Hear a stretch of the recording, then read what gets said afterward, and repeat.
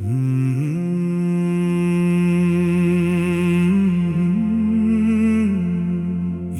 மகனே, நீ என் வார்த்தைகளை காத்து என் கட்டளைகளை உன்னிடத்தில் பத்திரப்படுத்து. என் கட்டளைகளையும் என் போதகத்தையும் உன் கண்மணியைப் போல் காத்துக்கொள், அப்பொழுது பிழைப்பாய். அவைகளை உன் விரல்களில் கட்டி அவைகளை உன் இருதய பலகையில் எழுதிக்கொள். இச்சக வார்த்தைகளை பேசும் அந்நிய பெண்ணாகிய பரஸ்திரிக்கு உன்னை விலக்கி காப்பதற்காக ஞானத்தை நோக்கி நீ என் சகோதரி என்றும், புத்தியை பார்த்து நீ என் இனத்தாள் என்றும் சொல்வாயாக.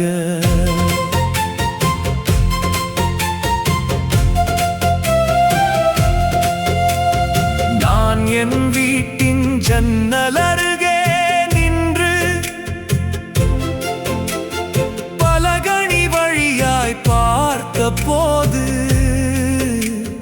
பேதையர்களாகிய வாலிபருக்குள்ளே ஒரு புத்தியீன வாலிபனை கண்டு அவனை கவனித்தேன். அவன் மாலை மயங்கும் அஸ்தமன நேரத்திலும் இரவின் இருண்ட அந்தகாரத்திலும் அவள் இருக்கும் சந்துக்கடுத்த தெருவில் சென்று அவள் வீட்டு வழியாய் நடந்து போனான். அப்பொழுது இதோ வேசியின் ஆடையாபரணம் தரித்த தந்திரமனமுள்ள ஒரு ஸ்திரீ அவனுக்கு எதிர்பட்டாள். அவள் வாயாடியும் அடங்காதவளுமானவள். அவள் கால்கள் வீட்டிலே தரிக்கிறதில்லை. சில வேளை வெளியில் இருப்பாள், சில வேளை வீதியில் இருப்பாள், சந்துகள் தோறும் பதிவிருப்பாள். அவள் அவனை பிடித்து முத்தஞ்செய்து முகம் நாணாமல் அவனை பார்த்து, சமாதான பலிகள் என் மேல் சுமந்திருந்தது, இன்றைக்குத்தான் என் பொருத்தனைகளை நிறைவேற்றினேன். ஆதலால் நான் உன்னை சந்திக்க புறப்பட்டு உன் முகத்தை ஆவலோடு தேடினேன். இப்பொழுது உன்னை கண்டுபிடித்தேன். என் மஞ்சத்தை இரத்தின கம்பளங்களாலும் எகிப்து தேசத்து விசித்திரமான மெல்லிய வஸ்திரங்களாலும் சிங்காரித்தேன்.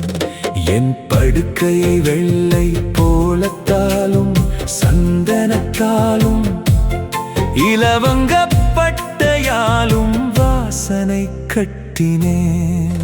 வாவிடியற் காலம் வரைக்கும் சம்போகமாயிருப்போம், இன்பங்களினால் பூரிப்போம்.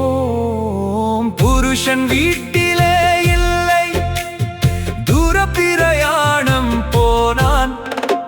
பணப்பையை தன் கையிலே கொண்டு போனான்.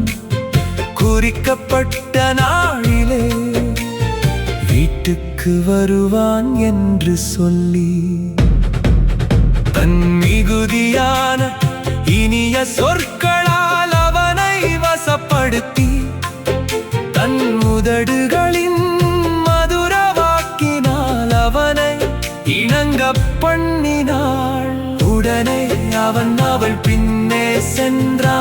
ஒரு மாடு அடிக்கப்படும்படி செல்வது போலும், ஒரு மூடன் விலங்கிடப்பட்டு தண்டனைக்கு போவது போலும், ஒரு குருவி தன் பிராணனை வாங்கும் கண்ணியை அறியாமல் அதில் விழத்தி விரிக்கிறது போலும், அவளுக்கு பின்னே போனார் அம்பு அவன் ஈரலை பிளந்தது. ஆதலால் பிள்ளைகளே எனக்கு செவி கொடுங்கள், என் வாயின் வார்த்தைகளை கவனியுங்கள். உன் இருதயம் அவள் வழியிலே சாய வேண்டாம், அவள் பாதையிலே மயங்கி திரியாதே. அவள் அநேகரை காயப்படுத்தி விழப்பண்ணினாள், பலவான்கள் அநேகரை கொலை செய்தாள். அவள் வீடு பாதாளத்துக்கு போம் வழி, அது மரண அறைகளுக்கு கொண்டு போய்விடும்.